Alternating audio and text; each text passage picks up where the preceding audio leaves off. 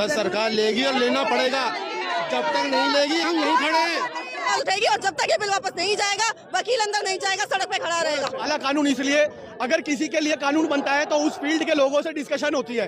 क्या किसी वकील, कौन से समूह ने इनको ऐसे सजेशंस दिए हैं? कहना चाहते हैं मोदी जी की जो तानाशाही चल रही है, बहुत ज्यादा तक सरकार गिरने की नौबत आ सकती है। अपने खिलाफ, अब हमारे खिलाफ ऐसी चीजें बनाई जाएंगी। ये ऑल ओवर इंडिया मूवमेंट फैलेगा, पूरे भारत में आवाज उठेगी। सिर्फ या तो ये बिल वापस लिए जाए, अदरवाइज हम पार्लियामेंट तक जाने से भी पीछे नहीं हटेंगे। न्यूज एजेंसी को जिस तरीके से सरकार ने खरीद लिया, न्यूज असली तरीके से जो बातें हैं वो अपनी बातें नहीं रख पाता, तो ये चाहते हैं जो वकील है, जो इंडिपेंडेंट होकर के हमारे कानूनी अधिकार छीन रहे हैं। दिन इस प्रदर्शन की रूपरेखा को ऐसे तैयार किया और बढ़ाते जाएंगे।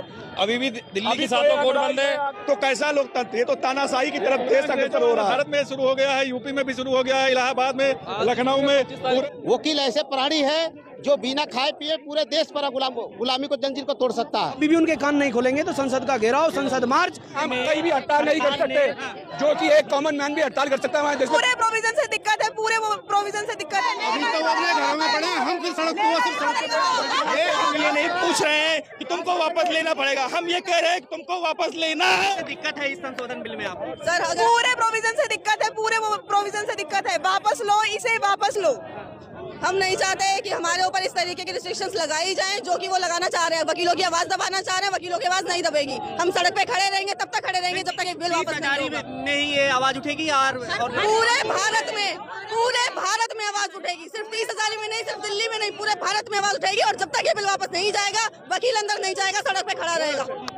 बार काउंसिल ऑफ इंडिया में 23 तारीख को पूरे ऑल ओवर इंडिया से जितने भी बार काउंसिल्स हैं वो सब के सब रिप्रेजेंटेटिव आएंगे। बार काउंसिल ऑफ इंडिया में जब मीटिंग होगी उसके बाद ही डिसाइड किया जाएगा। ये ऑल ओवर इंडिया मूवमेंट फैलेगा और ये बहुत बुरा होगा सरकार के लिए। इसलिए मेरी सरकार से रिक्वेस्ट है कि इस बिल में जो अमेंडमेंट आपने पेश किया उसको वापस किया जाए, नहीं तो जा सकता है ये आंदोलन? बहुत ज्यादा तक सरकार गिरने की नौबत आ सकती है। Thank you. कहना चाह रहे हैं? देखिए या तो ये बिल वापस लिए जाए, अदरवाइज हम पार्लियामेंट तक जाने से भी पीछे नहीं हटेंगे। पार्लियामेंट तक जाएंगे, बिल्कुल जाएंगे। हम जनता के लिए लड़ रहे हैं, ये नहीं है कि हम सिर्फ वकील अधिवक्ताओं के लिए लड़ रहे हैं या जनता के लिए लड़ रहे हैं। हम कोर्ट में खड़े होते हैं तो वकील अपनी आवाज नहीं उठाते, हम क्लाइंट की आवाज उठाते हैं, पब्लिक की आवाज उठाते हैं। क्या कहना चाहिए? तो ये कहना चाहते हैं मोदी जी की जो तानाशाही चल रही है, सबसे अटैक, पहला अटैक उन्होंने वकीलों पर किया है और वकीलों पर जो अटैक किया उनके लिए बहुत भारी पड़ेगा और इसी अटैक की वजह से भी हो जाएगा।